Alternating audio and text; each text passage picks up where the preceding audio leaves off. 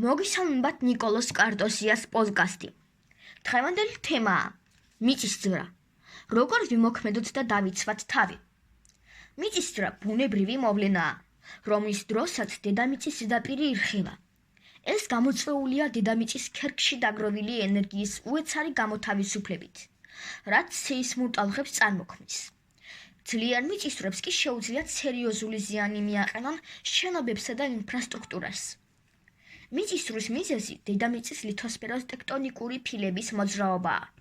ეს ფილები ერთმანეთთან შეხების ადგილებში მუდმივად მოძრაობენ.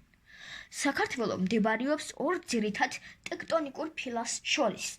ესენია ევრაზიის ფილა ჩრდილოეთით და არაბეთის ფილა სამხრეთით. ეს ორი ფილა ერთმანეთს უახლოვდება, რაც იწვევს მთების წარმოქმნას, როგორიცაა კავკასიონის მთები და მუდმივ სეისმურ აქტივობას საქართველოში. არაბეთის ფილა ნელ-ნელა წელიწადში დაახლოებით 2 სანტიმეტრით მიიწევს ჩრდილოეთით ევრაზიის ფილისკენ, რის გამოც ქვეყანაში ხშირია მიწისძვრები. როგორ დავიცვათ თავი მიწისძვრის დროს? თუ შენობაში ხართ, დარჩით შენობაში, ნუეცდებით გარეთ გაქცევას, რადგან დაცემული ნამსხვრეები დიდ საფრთხეს წარმოადგენს. დაიფარეთ თავი და დაიცავით სხეული. ჩაიმუხლეთ და დაიფარეთ თავი და კისერი, მაგიდის ან სხვა მყარი ავეჯის ქვეშ.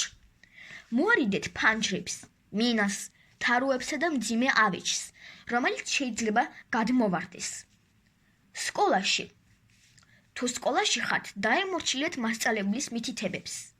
თავი დაიცავით მაგიდის ქვეშ, ან დადექით შიდა კედელთან, ფანჯრებისგან მოშორებით. თუ გარეთ ხართ, მოერიდეთ შენობებსა და ელექტროგადამცემ ხაზებს. იპოვეთ ღია ადგილი, სადაც არ არის ხეები, შენობები, ხიდები და სხვა კონსტრუქციები. მანქანაში. თუ მანქანით გადაადგილდებით, შეაჩერეთ უსაფრთხო ადგილას. გადით მანქანიდან და დაელოდეთ მიწისძვრის დამთავრებას. საქართველო სეისმურად აქტიური ზონაა. განსაკუთრებით სეისმურად აქტიურია შემდეგი რეგიონები. სამცხე-ჯავახეთი. ეს რეგიონი საქართველოში ყველაზე სეისმურად აქტიური ზონაა. რაჭა-ლეჩხუმი. აქ ხშირად აღინიშნება საშუალო და ძლიერი სიმძლავრის მიწისძვრები. კახეთი და შიდა ქართლი. ეს რეგიონებიც აქტიური ზონებია, განსაკუთრებით მთიანი ნაწილები. რაც შეეხება შენობების მდგომარეობას, ის მრავალ ფაქტორზეა დამოკიდებული. პირველი, ძველი შენობები. საბჭოთა პერიოდში აშენებული მრავალი კორპუსი არ არის გათვლილი თანამედროვე სეისმურ ნორმებზე. მეორე, ახალი მშენებლობები.